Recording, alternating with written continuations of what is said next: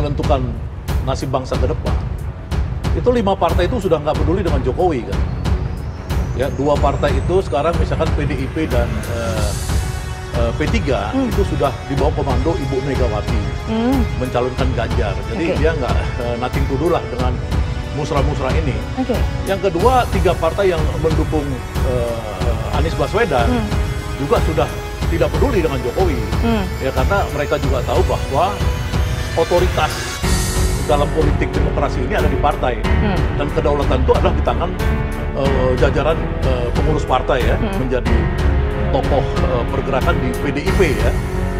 Dia itu malah menganggap Jokowi ini harus dipecat dari partai oleh Megawati. Karena apa? Karena disiplin partai di PDIP itu menurut dia cukup tinggi karena pernah jadi anggota DPR ya. Dia bilang sama saya tadi bahwa dalam standar PDIP, partai itu punya disiplin partai. Dan Jokowi ini sudah melanggar. Oleh karenanya dia hari ini minta kepada Ibu Megawati ya, mengirim pesan dan ini untuk memecat Jokowi dari PDIP.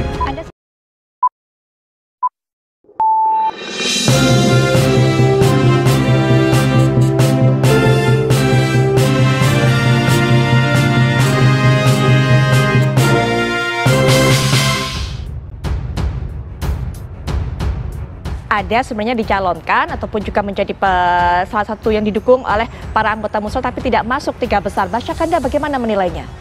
Ya, terima kasih ya. Saya pikir pertama dari 9 partai politik yang menentukan nasib bangsa ke depan, itu 5 partai itu sudah nggak peduli dengan Jokowi kan. Ya, 2 partai itu sekarang misalkan PDIP dan P3 itu sudah di bawah komando Ibu Megawati mencalonkan Ganjar. Jadi dia nggak nothing to do lah dengan musrah-musrah ini. Yang kedua, 3 partai yang mendukung Anies Baswedan juga sudah tidak peduli dengan Jokowi. Ya, karena mereka juga tahu bahwa otoritas dalam politik demokrasi ini ada di partai. Dan kedaulatan itu adalah di tangan jajaran pengurus partai ya, sampai ke cabang-cabang. Misalkan kalau partai itu mendukung A ya A, B, B. Nah, kita nggak tahu Jokowi ini sebagai apa dan Musrah sebagai apa dalam konstelasi ini. Jadi sebenarnya menurut saya sih ini anti klimaks ya. Ya, Anda mau coba katakan bahwa hasil rekomendasi ini nggak penting gitu, nggak akan mempengaruhi apapun. Itu yang coba Anda katakan. Jadi misalkan hari ini ya, ada saya baca dan saya dengar video dari teman saya yang menjadi tokoh pergerakan di PDIP ya. Dia itu malah menganggap Jokowi ini harus dipecat dari partai oleh Megawati. Karena apa? Karena disiplin partai di PDIP itu menurut dia cukup tinggi karena pernah jadi anggota DPR ya. Dia bilang sama saya tadi bahwa dalam standar PDIP, partai itu punya disiplin partai. Dan Jokowi ini sudah melanggar. Oleh karenanya dia hari ini minta kepada Ibu Megawati ya, mengirim pesan dan ini untuk memecat Jokowi dari PDIP. Anda sependapat dengan hal itu? Apa ya, saya nggak tahu ya, itu kan urusan partai mereka ya. Tapi kalau yang saya nilai ini kan 2. Pertama soal etika kenegarawan. Ini kan memang sudah debat, ada yang pro, ada yang kontra. Tapi saya termasuk yang menyoalkan kenapa Jokowi terlalu banyak ikut terlibat dalam urusan copras-capres. Ya, harusnya dia melihatkan sebagai negarawan jangan memberikan pesan kepada seluruh negara, aparatur negara dan lain-lain bahwa ini nanti bisa menjadi misleading kepada orang-orang melihat bahwa Jokowi mengarahkan kepada Pak Prabowo misalkan. Ya. Anda menangkap seperti itu? Ya, ada arahan? Bukan hanya saya, ini diskursus yang terjadi di dunia maya kita, di dunia berita dan lain-lain ya. Kemarin Pak Yusuf Kalla sudah bilang kalau bisa Pak Jokowi tolong netral lah karena Pak Jokowi sudah mau akan berakhir. Ya misalnya seperti itu bukan hanya Pak JK aja. Yang kedua, ini soal fokus. Nah, Jokowi ini kan jangan terlalu banyak menghabiskan waktu untuk urusan-urusan seperti ini.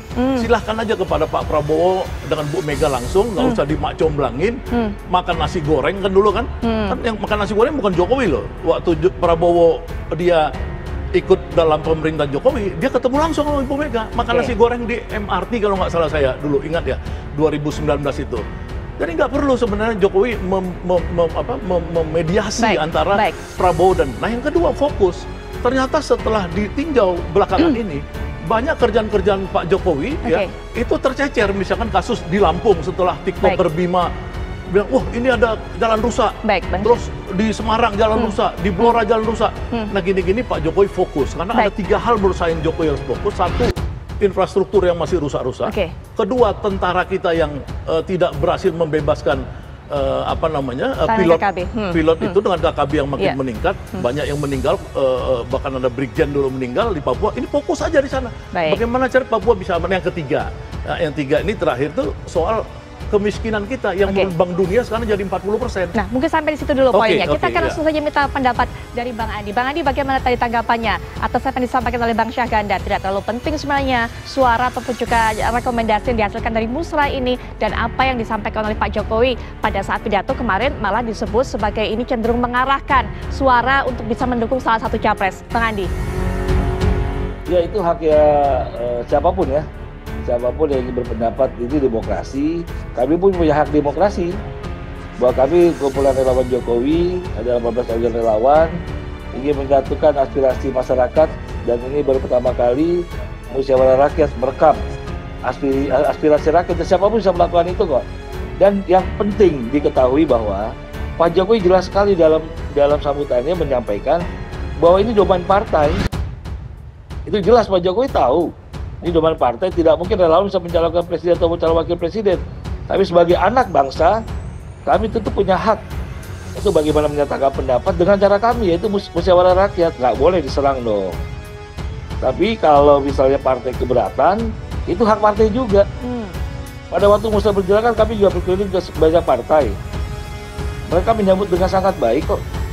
Tapi jangan juga menyampaikan Pak Jokowi ingin mengambil alih domain partai. Tidak. Pak Jokowi sudah sangat jelas bahwa yang bisa mencalonkan pasangan capres dan cawapres adalah partai dan gabungan partai, bukan relawan.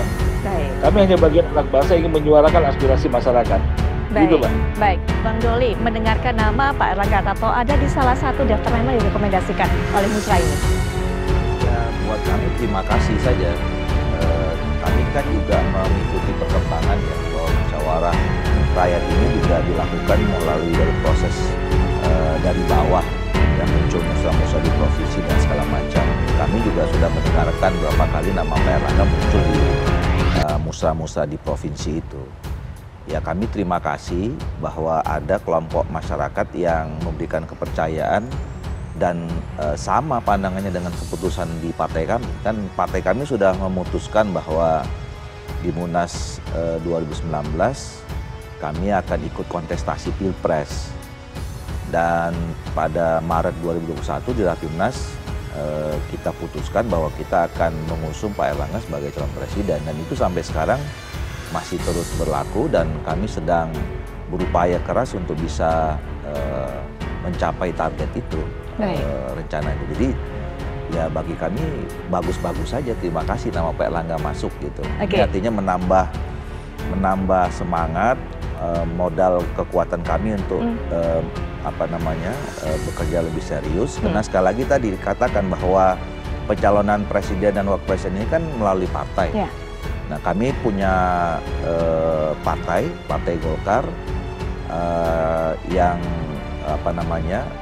tentu tidak bisa sendiri. Ya, makanya dalam waktu 2 tahun ini kami terus membangun komunikasi dan membangun kerjasama dengan semua partai politik untuk bisa sesuai dengan apa yang kami sudah putuskan. Kira-kira begitu.